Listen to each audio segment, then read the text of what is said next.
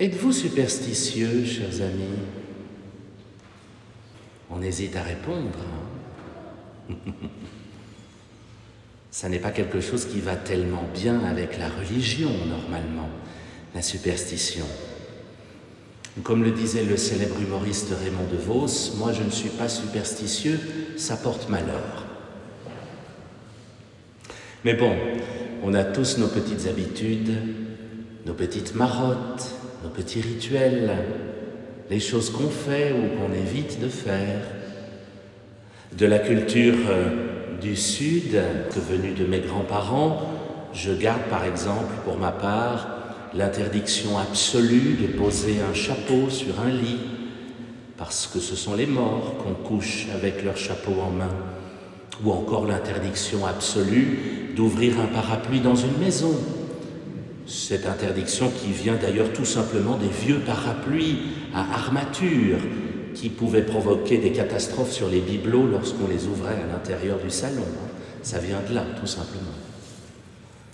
Bien sûr aussi, comme j'imagine plusieurs d'entre vous, il ne me viendrait pas à l'idée de croiser des couteaux sur une table ou encore de passer un couteau à mon invité la pointe en avant, vers lui, signe d'hostilité. Il ne me viendrait pas non plus à l'idée de poser le pain à l'envers sur la table ou d'oublier d'y faire une croix avant de le rompre. Mais l'origine de ces deux derniers rites liés au pain, la connaissons-nous vraiment? L'origine du pain qu'on ne pose pas à l'envers sur la table, c'est pas du tout une superstition. Ça vient du bourreau. Vous savez ça? Lorsqu'il y avait des bourreaux dans les villes et les villages, les jours d'exécution capitale, ils recevaient gratuitement un pain chez le boulanger. Et pour que le bourreau puisse passer outre la file d'attente, puisque lui n'avait pas à payer son pain, eh bien, le boulanger posait son pain à l'envers au bout du comptoir pour que le bourreau puisse le prendre sans rien dire. Et évidemment, c'est devenu un signe funeste, puisque le jour où le bourreau travaillait, c'était qu'il allait y avoir un mort, à tout le moins. À l'époque, quand un paroissien venait à toucher le pain du bourreau, le boulanger, il faisait tout de suite une petite croix au couteau pour exorciser le geste. Ça vient de là, la croix sur le pain, tout simplement.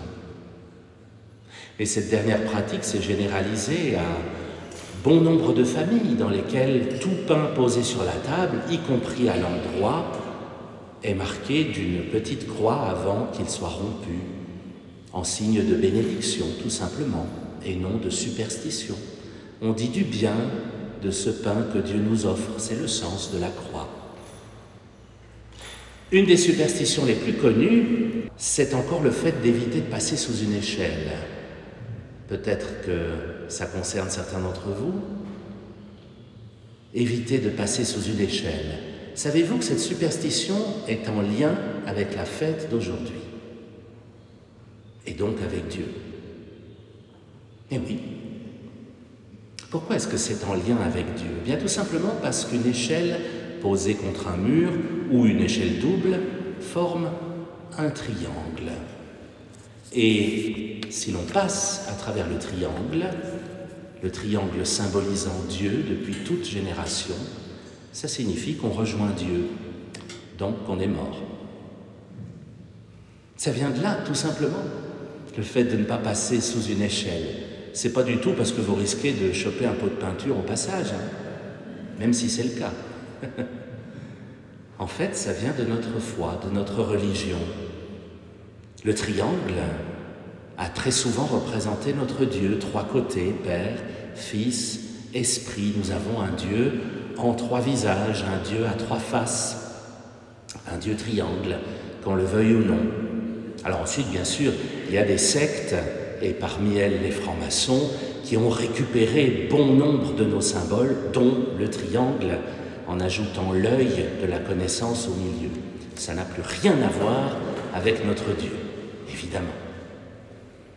Notre Dieu Trinité que nous fêtons ce week-end, un Dieu triangle, c'est un Dieu dont les différentes lectures de ce matin, trois, bien sûr, Comme à chaque fois, mais aujourd'hui, ce chiffre prend un sens particulier, les 3 lectures nous dévoilaient quelques aspects des visages de notre Dieu, Père, Fils et Esprit. D'abord, lorsque nous écoutions la première lecture, le livre de l'Exode, nous avons entendu la carte de visite de Dieu.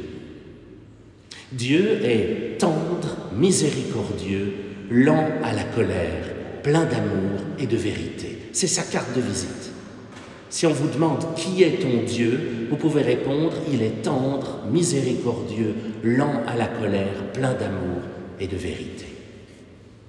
Et puis, l'Évangile nous rappelait dans ce célèbre verset, Jean 3,16, ce célèbre verset nous rappelait que Dieu a tellement aimé le monde qu'il nous a envoyé son Fils pour que le monde soit sauvé. Et le verset juste après nous rappelait qu'il ne l'a pas envoyé pour juger le monde, mais pour que le monde soit sauvé. Si on ne doit retenir qu'une seule chose de la Bible, chers amis, que ce soit celle-ci, Dieu a envoyé son Fils, non pas pour nous juger, mais pour nous sauver. Sortons-nous de la tête cette vieille idée que nous avons un Dieu juge, méchant, impitoyable. Non, il est tendre, miséricordieux, et il a envoyé son Fils non pas pour nous juger, mais pour nous sauver. C'est marqué, il suffit de lire. L'apôtre Paul nous le disait aussi à sa manière dans la 2e lecture, sa 2e lettre aux Corinthiens. Il nous saluait, vous l'avez entendu, en disant que la grâce de Jésus le Christ, l'amour de Dieu le Père et la communion de l'Esprit soient toujours avec vous. Nous avons un Dieu qui porte ses noms comme autant de cartes de visite. Amour, communion, grâce, tendresse, miséricorde, non-jugement. Comment est-ce qu'on a eu peur d'un Dieu pareil? Il nous faut changer ça de toute urgence dans nos esprits, parce qu'il arrive qu'il y reste encore quelques petits éléments de ces vieilles croyances. Et du coup, comme on avait peur de Dieu dans les civilisations passées, le triangle est devenu, en signalisation routière, le signe du danger. Alors que si on y réfléchit bien, chers amis, c'est pas du tout le signe d'un danger, le triangle sur la route. Non. C'est le signe qu'il faut faire attention. C'est pas la même chose, hein? Ce signe nous dit attention, il y a là quelque chose à respecter. Un triangle de panne sur la route signifie que quelqu'un s'est arrêté au bord de la route et qu'il faut respecter cette personne et ce véhicule. Cette personne ne va pas vous sauter contre et vous crever les pneus, hein? Elle n'est pas dangereuse. Sa voiture non plus, d'ailleurs. Il faut juste les respecter. C'est ce que dit le triangle. Un panneau triangle avec des enfants dessus, est-ce que ça veut dire que ces enfants sont dangereux? Ben non, hein. Ça veut dire qu'il nous faut les respecter, faire attention à eux. Même chose pour les autres panneaux triangulaires, vous pouvez tous les passer, hein. Le virage ne va pas nous sauter contre. Il faut simplement le respecter, pour notre bien. C'est la même chose avec Dieu. Notre Dieu triangle, il faut le respecter pour notre bien, mais il n'est pas dangereux, il n'est pas juge, il n'est pas impitoyable, il est juste tendre et miséricordieux envers nous.